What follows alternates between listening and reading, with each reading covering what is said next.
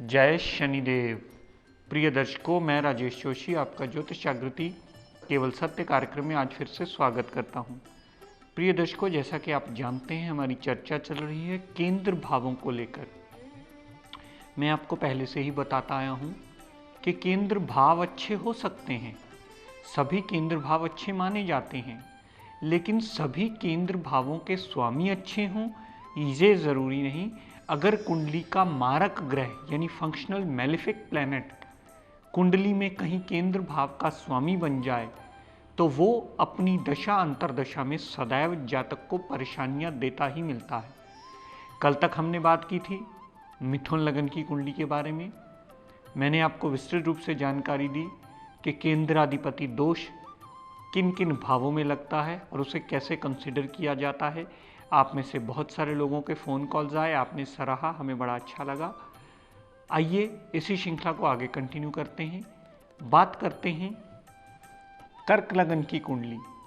कर्क लगन की ये इसलिए बनी क्योंकि लगन में ही 4 नंबर लिखा है। 4 नंबर कर्क यानी कैंसर राशि मानी जाती है। कैंसर राशि के स्वामी ग्रह चंद्रमा देवता माने जाते हैं और चंद्रमा देवता इस कुंडली में लग्नेश हैं यानी लगन भाव के स्वामी। कुंडली की सुप्रीम पावर चंद्रमा देवता के पास आ गई। चंद्रमा देवता ने अपनी मित्रता के हिसाब से, अपनी शत्रुता के हिसाब से ही डिपार्टमेंट्स बांटे हैं। चंद्रमा देवता सबसे पहले केंद्र भाव के स्वामी बने और इस कुंडली के सबसे ज़्यादा योग कारक ग्रह बने। योग कारक ग्रह की डेफिनेशन में बहुत पहले से आपको समझाता आया हूँ प्रिय दर्शकों। जहाँ बैठना, जहाँ देखना, जहाँ जाना, उस घर की वृद्धि कर देना। अगर योग कारक ग्रह 6, 8, 12 में भी बैठ जाता है तो वो 6, 8, 12 भावों के रिजल्ट्स में वृद्धि कर देता है और वो एक मारक ग्रह बन जाता है। इसे हमेशा कैलकुलेशन करते वक्त जहन में रखिएगा ताकि आपको कैलकुलेशन करने में कोई दिक्कत परेशानी ना आए और आप सटीक कैलकुलेशन कर पाएँ। तो इस कुंडली में सबसे पहले और सबसे ज़्यादा योग कारक ग्रह बने चंद्रमा देवता। लेकिन प्रिय दर्शकों, वो योग कारक तभी तक अपनी कुंडली में रहेंगे जब तक आपकी कुंडली में उनकी प्लेसमेंट अच्छी भाव में होगी और डिग्री वाइज बलाबल और क्षमता के मुताबिक वो अच्छा फल देने में सक्षम होंगे। चंद्रमा देवता जहाँ भी कुंडली में चले जाएंगे उस भाव की वृद्धि कर देंगे। अगर तीसरे भाव में, छठे भाव में, 8वें भाव में, 12वें भाव में या पंचम भाव में वो नीच अवस्था के आ जाएंगे तो अपनी दशा अंतरदशा में वो योग कारक नहीं रहेंगे, फिर वो अति मारक ग्रह बन जाएंगे और अपनी दशा अंतरदशा में जातक को सदैव कष्ट देते मिलेंगे। लेकिन प्रिय दर्शकों, चंद्रमा कर्क लगन में सबसे पहले और सबसे इंपॉर्टेंट योग कारक ग्रह बनते हैं। चंद्रमा देवता ने दानव गुरु शुक्राचार्य को क्या दिया? चंद्रमा देवता ने दानव गुरु शुक्राचार्य को चौथे भाव का स्वामी बनाया। चौथा भाव, मैं बार बार इस बात को रिपीट करता आया हूँ ताकि आपको पक्की तरह ये बात समझ में आ जाए।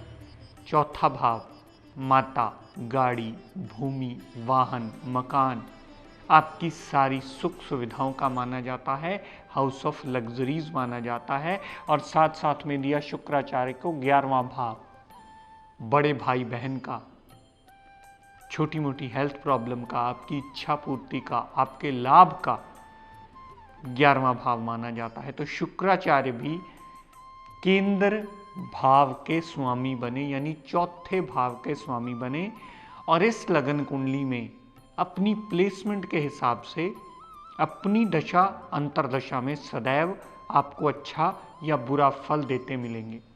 अगर कुंडली में शुक्राचार्य, जहाँ दानव गुरु जो चतुर्थेश और एकादशेश हैं, अच्छे भाव में स्थित होंगे, अच्छी डिग्री लेकर, अच्छा बलाबल लेकर के बैठे होंगे, तो अपनी दशा अंतरदशा में उस जातक को सदैव लाभ देते मिलेंगे। माता, गाड़ी, भूमि, वाहन, लाभ, सारी सुख सुविधाओं से संपन्न करने में ये शुक्र देवता की दशा अंतरदशा उस जातक को लाभान्वित करती मिलेगी।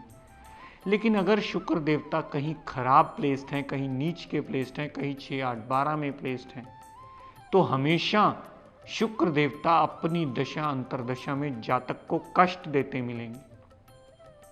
माता को कष्ट, माता से कष्ट, गाड़ी, भूमि, वाहन, मकान अगर लेने वाला हुआ तो शुक्र की दशा अंतरदशा में जल्दी कभी नहीं बन पाता। अगर वो खराब जगह प्लेस्ड हो जाए, बलहीन हो जाए, अशुभ हो जाए, तो वही शुक्रदेव अच्छा कहे जाने वाला खराब ग्रह यानी फंक्शनल मैलिफिक मारक ग्रह बन जाता है।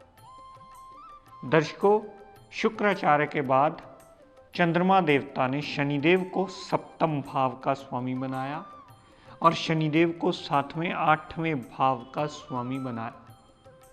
7वां भाव, अब प्रिय दर्शकों ये समझ लीजिए कि 7वां भाव तो अच्छा होता है, लेकिन 7वें भाव का स्वामी अच्छा नहीं होता कर्क लगन की कुंडली में, क्योंकि वो लग्नेश का बिल्कुल उल्टी पार्टी और उल्टे तत्व में माना जाता है।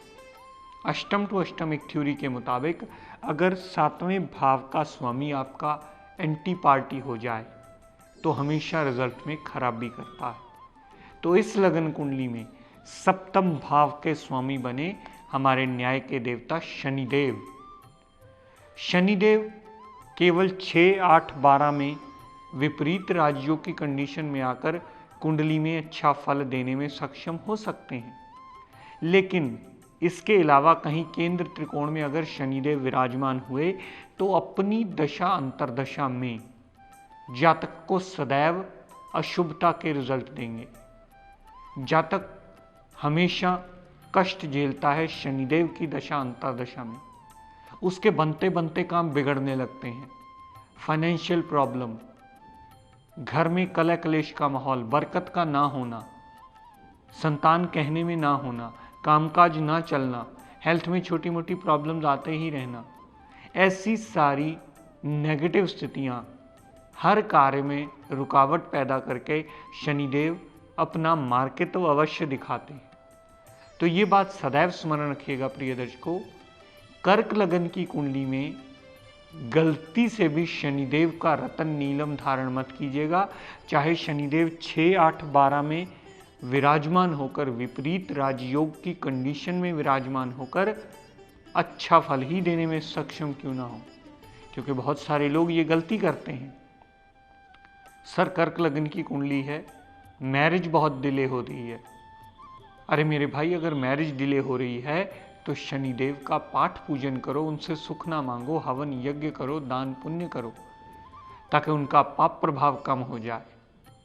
अगर हम शनिदेव का रतन नीलम पहन लेते हैं तो वो हमारी सबसे बड़ी भूल होती है, हमारी सबसे बड़ी गलती होती है। हम ये सोच कर नीलम पहन लेते हैं कि हम इस घर को बलि करने जा रहे हैं, इस घर के रिगार्डिंग मजबूती मिलेगी, हमारी शादी जल्दी होने का योग बनता। ऐसा नहीं होता प्रिय दर्शकों। वो शादी के हाउस के साथ साथ मृत्यु के हाउस का भी लॉर्ड है, जो आपकी कुंडली के लिए अति मारक बन जाता है। हो सकता है शादी तो आपकी 2, 4, 6 महीने में बाद में हो, आप मृत्यु तुल्य कष्ट उससे पहले ही झेलो। तो कभी भी इस बात की गलतफहमी दिमाग में मत लाइएगा कि इस कुंडली में सप्तम भाव का स्वामी आपको अच्छे फल देगा। विपरीत राजयोग की कंडीशन के अलावा वो एक अति मारक ग्रह है इस कुंडली में, और अपनी दशा अंतरदशा में आपको खराब रिजल्ट ही देता मिलेगा। जिस भाव में शनिदेव बैठे होंगे, जहां पर दृष्टि डालेंगे, उन सभी भावों के रिगार्डिंग दिक्कत परेशानियां देते ही मिलेंगे। दर्शकों, केंद्र में भाव में बात करते हैं दशम भाव की। दशम भाव का स्वामी बने मंगल देवता। मंगल देवता को चंद्रमा देवता ने अपनी मित्रता निभाते हुए, क्योंकि चंद्रमा देवता और मंगल देवता में अति मित्रता है, अपनी यही मित्रता को निभाते हुए चंद्रमा देवता ने मंगल देव को दशम भाव का स्वामी बनाया। आपका कामकाज, आपका प्रोफेशन, आपका एक्शन, आपका लाइफस्टाइल, आपका राज दरबार, आपका बॉस, इन सब चीज़ों का डिपार्टमेंट मंगल देव को दिया। और साथ में मंगल देव को दशमेश के साथ पंचम भाव का स्वामी बनाया। पंचम भाव कुंडली का बहुत ज़्यादा इंपॉर्टेंट भाव, आपकी बुद्धि का भाव, आपके इष्ट देव का भाव। पंचम भाव का स्वामी आपके इष्ट देव माने जाते हैं, इष्ट ग्रह माने जाते हैं। आपकी गृहस्थी, आपके लव रोमांस का भाव, आपकी हायर एजुकेशन का भाव, आपके अनसर्टेन गेम्स का भाव, आपकी माइंड मेमोरी और विल पावर का भाव, इन सब बातों को पंचम भाव से देखा जाता है, जो कर्क लगन की कुंडली में चंद्रमा देवता ने मंगल देव को दिया, यानी पंचम भाव का स्वामी मंगल देव को बनाया। तो मंगल देवता भी जो कि कुंडली के पंचमेश बने और दशमेश बने, तो इस लगन कुंडली में एक अति योग कारक ग्रह बने। जहां बैठेंगे, जहां देखेंगे, जहां जाएंगे, उस घर की वृद्धि कर देंगे और उस घर के उतने प्रतिशत रिजल्ट आपको देंगे जितने प्रतिशत उनमें डिग्री वाइज बलाबल और क्षमता होगी।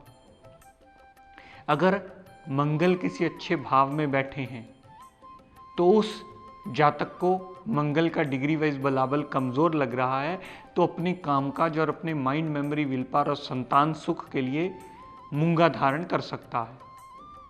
मूंगा धारण करना सदैव उसके लिए लाभदायक होगा, लेकिन कंडीशन याद रखिएगा कि अच्छे भाव में प्लेस्ड होना चाहिए। अगर मंगल देवता भी खराब भाव में प्लेस्ड हुए, नीच अवस्था के हुए, तो अपनी दशा अंतरदशा में जातक को सदैव कष्ट देते मिलेंगे। कहने का तात्पर्य कि ग्रह की प्लेसमेंट डिसाइड करके हमें ये बताती है कि वो अपनी दशा अंतरदशा में हमें कैसा रिजल्ट देने में सक्षम है। अगर अच्छे भाव में हैं, कमज़ोर हैं, बलहीन हैं, तो आप उनका स्टोन पहनकर उसे एक्टिवेट करके दोनों भावों के संबंधी या दशम भाव और पंचम भाव संबंधी अच्छे रिजल्ट गेन कर सकते हैं। और प्रिय दर्शकों, अगर पहली दूसरी बार ये बात आपको ना समझ में आ पाए तो कृपया अपने आसपास जो भी विद्वान हों उनकी मदद लीजिए और ये जानिए कि आपका मंगल कुंडली में कैसे ठीक किया जा सकता है, इसे कैसे लाइन ऑफ ट्रीटमेंट देकर इसे अच्छे फल देने में बाध्य किया जा सकता है। तो कहने का तात्पर्य प्रिय दर्शकों सिर्फ इतना कि कर्क लगन की कुंडली में चंद्रमा देवता योग कारक बने, मंगल देवता योग कारक बने, शुक्राचार्य समग्रह बने जो कि अपनी प्लेसमेंट के मुताबिक अच्छे या बुरे फल देने में सक्षम होंगे, और शनिदेव इस लगन कुंडली में एक अति मारक ग्रह बने जो अपनी दशा अंतरदशा में विपरीत राज्यों के अलावा सदैव आपको खराब रिजल्ट देते ही मिलेंगे। प्रिय दर्शकों, हमेशा ये बात याद रखिएगा कि ग्रह का लाइन ऑफ ट्रीटमेंट बहुत ज़्यादा इम्पॉर्टेंट रोल प्ले करता है। हमारी ये विद्या पौराणिक शास्त्रों में बहुत अच्छे ढंग से, बहुत अच्छे तरीके से लिखी गई है, लेकिन जब हम इनके रूल्स एंड रेगुलेशंस को प्रॉपर ढंग से फॉलो नहीं कर पाते तब हमारे रिजल्ट्स में कमी आती है।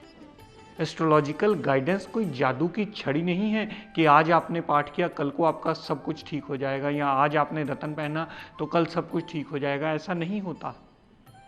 उसका लाइन ऑफ ट्रीटमेंट आपको रेगुलरली फॉलो करना पड़ता है, क्योंकि अगर छोटी से छोटी ग्रह की महादशा भी देखी जाए तो सबसे ज़्यादा छोटी ग्रह सूर्यदेव की होती है महादशा। सबसे छोटी महादशा सूर्यदेव की भी 6 वर्ष की होती है, और आप सभी समझ सकते हैं कि 6 वर्ष कितना लंबा अरसा होता है जिंदगी का, जिसे ठीक करने के लिए आपको नित्य नियम निरंतर से पाठ, पूजन, हवन, यज्ञ, व्रत, स्टोन्स, इन सब का प्रबंध करके अपने तरीके से जो भी आपका लाइन ऑफ ट्रीटमेंट हो उसे अडॉप्ट करना पड़ता है। अगर आप जब तक जिंदा हैं, खाना खा रहे हैं, तो जब तक आपकी दशा अंतरदशा चल रही है आपको सदैव उसका लाइन ऑफ ट्रीटमेंट सही ढंग से अडॉप्ट करके ही उसे पॉजिटिव रिजल्ट देने में बाध्य करना होगा। प्रिय दर्शकों, आज 25 दिसंबर 2013 क्रिसमस का बहुत ही पावन अवसर और बहुत ही शुभ त्यौहार मैं अपनी तरफ से, अपने एस्ट्रो ज्ञान गंगा ग्रुप की तरफ से आप सबको इस पर्व की शुभकामनाएं देता हूं, और ये मंगल कामना करता हूं कि परमात्मा हम सब पर अपनी कृपा दृष्टि, दया दृष्टि सदा बनाए रखें, और शनिदेव से भी ये प्रार्थना करता हूं कि हे शनिदेव हम सब पर अपनी कृपा दृष्टि, दया दृष्टि सदैव बनाए रखें। जय शनिदेव।